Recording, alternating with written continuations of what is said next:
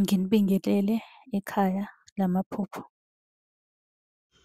Uma umusha la ekhaya sicela ukuthi ushaye u-subscribe ukuze ngokulandelayo ungaphuthelwa uma sifaka ividiyo. Ukubaluleka-ke kokuthi u-subscribe senzela ukuthi uma ubuza umbuzo kwi-comment sithi masibuya nevidiyo eyimpendulo, i-notification izongena kumakhalekhukhwini wakho ebese ividiyo uyayibona ngokushesha kanjalo. Kanti uma unga-subscribe-ile angeke uze ubone nhlobo ukuthi cha impendulo usuyitholile. Ngakho-ke uma unombuzo buza kwi-comment sizokwenzela ividiyo.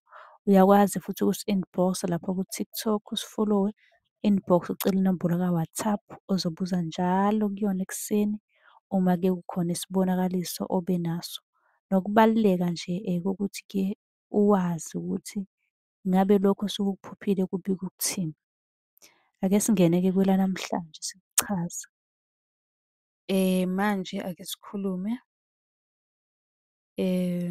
ukuphuphushithwa, ngokushutha nje. Ingabe ushuthwa ngefoni, ngabe ushuthwa ngekhamera, le khamera i-Canon any khamera.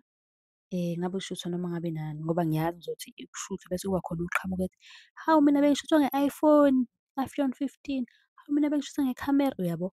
So ubushuthwa noma ngabe yini le oshuthwa ngayo noma nge-T_V bekushutha ngayo.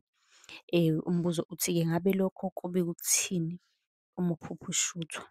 Sithembe ukuthi usilandelele yonke indaba ngoba ukwazi ukulalela ividiyo uze uyiqede. Unga-subscribe-ile ungasi-follow-ile ku-Facebook. Lelo phupho-ke lokushuthwa alikho lihle. Nawe kumele usukumele uze ku-inbox sizokwazi sikuxhumanise nogogo ozokwazi ukukusiza ekunikeze okufanele ukusebenzise. Kunezitha lapho phakathi, kunabantu abazama ukukuthwebula, akukho kuhle. Kuzomele ulisukumele lelo phupho uthole usizo. Kahle kahle lisuke libika ukuthi khona ozama ukukuthwebula, alikho lihle. Uma unombuzo ungeza kwi-comment sizokwazi ukuthi sikusize ngencazelo yalokho okubuzayo. Senze ividiyo siyiphoste, kwakho ukuthi u-subscribe ukuze mase siphosta ingene ngokushesha i-notification nisale kahle.